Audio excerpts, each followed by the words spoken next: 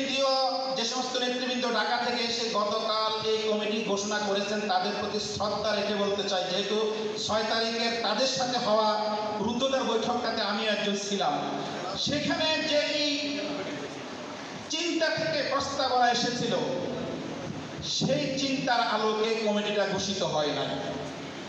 কমিটিটা ঘোষিত হয়েছে নারায়ণগঞ্জের সর্বস্তরের আলেমদের প্রস্তাবের বিপরীতে।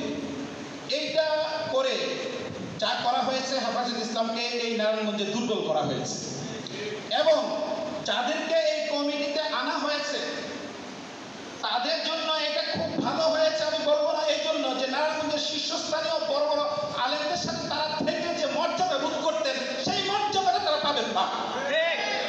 সুতরাং তাদের জন্য এটা কোনো সুখবর নয়।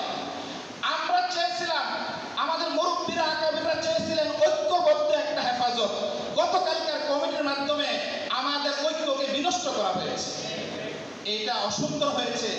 সেই নেতৃবৃন্দের যারা ঘোষণা করে গেছেন তাদের প্রতি সম্পূর্ণ আন্তরিক এবং শ্রদ্ধাবোধ রেখে বলতে চাই, খুব ভালো হতো যদি এই শীর্ষস্থানীয় উলামায়ে কেরামের মতামতকে তারা মূল্যায়ন করতেন। যেহেতু এটা হয় নাই, তাৎক্ষণিকভাবে পত্রপত্রিকায় যেভাবে নেতিবাচক প্রচারণা এসেছে, এটা উলামায়ে কেরামের জন্য একটা মাথা নিচু করার অবস্থানে চলে গেছি। আমরা জনগণের প্রশ্নের মুখে পড়ে গেছি, আর এর জন্য একটা তাৎক্ষণিক প্রতিক্রিয়া প্রয়োজন ছিল। প্রতিক্রিয়া পত্রিকায় এমনিতেই এসে গেছে। আজকে শীর্ষস্থানীয় উলামায়ে কেরাম সেই প্রতিক্রিয়া ব্যক্ত করতেছেন। এখানে যেহেতু মত বিনিময়ের একটা সভা, আমি আমার পক্ষ থেকে এই মত দিচ্ছি যে কিছুক্ষণ আগে বদে আলম সিদ্দিকী সাহেব যে প্রস্তাবনাটা রেখেছেন, এই প্রস্তাবনার সাথে আমি সম্পূর্ণ একমত এবং আমি চাই এই বিষয়গুলো শীর্ষস্থানীয় উলামায়ে কেরাম এবং হেফাজতের শীর্ষ নেতৃবৃন্দের সাথে কথা বলে সমাধান করা হোক এবং সমাধান করে আমাদের নারায়ণগঞ্জের ঐক্যকে অটুট রাখা হোক এবং আবার পুনর্বাসিত হোক যে এই নারায়ণগঞ্জের উলামায়ে কেরাম একসাথে আমরা চলেছি, একসাথে আমরা থাকতে চাই, একসাথে অন্যায় প্রতিবাদ করেছি, একসাথে বাতিলের বিরুদ্ধে আমরা লড়েছি, একসাথে এক ব্যানারে একসাথে আমরা কাঁধে কাঁধ মিলিয়ে হাতে হাত মিলিয়ে চলতে চাই। এই অনৈক্য আমরা চাই না। সুতরাং এটাকে যদি আবার পুনর্মূল্যায়ন না করা হয়, এই অনৈক্য থাকবে, ফাটল থাকবে। এখানে নারায়ণগঞ্জে ঢাকার পরে যেখানে শক্তি হেফাজতের, এই শক্তি দুর্বল হবে।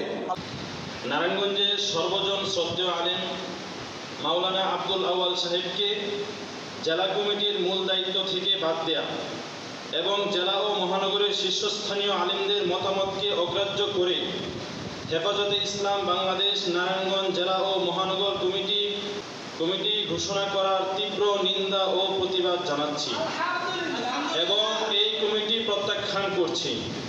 4 অক্টোবর 2024 ইং শুক্রবার বাদ আসর চাষারা বাগে জান্নাত জামে মসজিদের 2য় তলায় মাওলানা জুনাইদ আল হাবিব ঘোষিত হেফাজতে ইসলাম বাংলাদেশ নারায়ণগঞ্জ জেলা কমিটির সাধারণ সম্পাদক এর দায়িত্ব আমি এবিএম সিরাজুল মামুন প্রত্যাখ্যান করছি। এবিএম সিরাজুল মামুন, যুগ্ম মহাসচিব, খেলাফত মজলিস। তার পিছনে আমরা দেখেছি তার যে অভিজ্ঞতা, উনি যে আধ্যাত্মিক রাহবার, উনি নারায়ণগঞ্জ মাটি মানুষের নেতা, আওয়ামী লীগ বিএনপি বলেন সর্বস্তরের মানুষের নেতা, সর্বস্তরের মানুষের মুসল্লিদের ইমাম উনিকে মাইনাস করে এই নারায়ণগঞ্জের জমিনে অন্য কোনো কমিটি গঠন করা হবে, এটা কোনোদিন আমরা মেনে নিতে পারি না ইনশাআল্লাহ। তাই আমরা বলতে চাই, আব্দুল আউয়াল সাহেবের নেতৃত্বে আমরা সামনের দিকে এগিয়ে যাব। সকলকে ঐক্যবদ্ধ থাকার আহ্বান জানিয়ে আমরা সংগ্রাম। আমি আব্দুল আউয়াল সাহেবের সাথে আছি এবং হুজুরের যে কোনো সঙ্গে থাকবো। আমাদের মুরব্বীরা এই যে এখানে যারা বসা আছে সবাই মুরব্বী, এত পাগলামি করলো মহানগর কমিটি করার ক্ষমতা নাই, এটা মিথ্যা ব্যাপারে। আমরা ইচ্ছা করলে অনেক কিছু করতে পারতাম, যেভাবে এরা আইছে এভাবে আমরাও পারতাম, কিন্তু অভদ্রতা হরজতলাম একরকম করবে, কারণ আমরা নিজেরা ভাই নেই, কিনলে পারাবাড়ি করছি। এদের বুঝ কম থাকলে আমরা তাদের বুঝব। ভাই সবসময় খেয়াল রাখবেন, আপনারা বিশৃঙ্খলা করবেন, কেউকে মাইনাস করে নারায়ণ চাবে না এবং চলবে না।